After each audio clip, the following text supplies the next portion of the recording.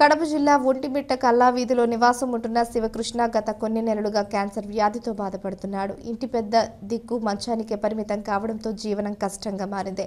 విషయం తెలుసుకున్న సిద్ధవటం మండలం మాధవరం గ్రామానికి చెందిన మన ఊరి కోసం స్వచ్ఛంద సేవా సంస్థ అధ్యక్షుడు అవ్వారు రవిశంకర్ దాతల సహకారంతో 25,000 రూపాయలు ఆర్థిక సాయం అందించారు.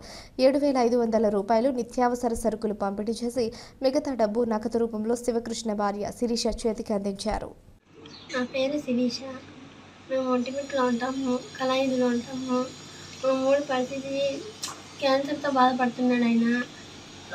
ఆయన్ని హాస్పిటల్లో చూపించడానికి ఎంతోమంది సాయం చేస్తాను ముందుకు వచ్చినారు. ఎవరైనా దాతలు తెలిసిన వాళ్ళు కానీ వీడియో చూసిన వాళ్ళు కానీ దయచేసి ముందుకు వచ్చి కాపాడాలని కోరుతున్నాను. పిల్లలు ఉన్నారు, అందుకని సాయం చేసేదానికి ముందుకు రావాలని కోరుకుంటున్నాను.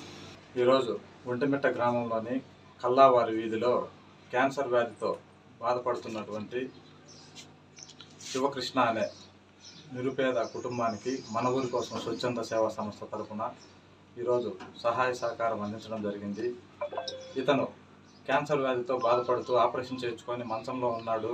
మరొక ఆపరేషన్ చేయాలని చెప్పేసి ఇక్కడ ఒంటిమిట్టలోని ఆదినారాయణ ఏషియన్ విలేకర్ గారు మాకు తెలియజేయడం జరిగింది. అదేవిధంగా వాళ్ళ కుటుంబ సభ్యులతో కూడా మాతో మాట్లాడించడం జరిగింది. విషయం తెలుసుకొని మేము మా సభ్యులందరము దాతల సహకారంతో ఈరోజు దాదాపు 25,000 రూపాయలు విరాళాలు సేకరించి అందులో ఒక 7,500కి నిత్యావసర వస్తువులు, ఒక 17,000 రూపాయలు నగదును ఆయన వైద్య ఖర్చుల కోసము, కుటుంబ పోషణ కోసం నిత్యావసర వస్తువులను అందజేయడం జరిగింది.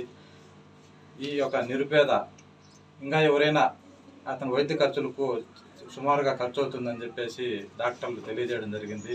ఇంకా ఎవరైనా మానవత్వంతో దాతలు ముందుకొచ్చి, రాజకీయ నాయకులు కానీ దాతలు కానీ స్వచ్ఛంద సంస్థలు కానీ ముందుకొచ్చి ఈ యొక్క కుటుంబాన్ని ఆదుకొని, వీళ్ళకు చిన్న ఆడపిల్లలు ఉన్నారు, ఆయన వదిలిపెట్టి పనికి పోలేని పరిస్థితి, ఆ చిన్న పిల్లలను వదిలిపెట్టి పనికి పోలేని పరిస్థితి, తీవ్ర ఇబ్బందులు పడుతున్నారు. నేరుగా వాళ్ళ యొక్క బాధను నేరుగా చూస్తే అర్థమవుతుంది.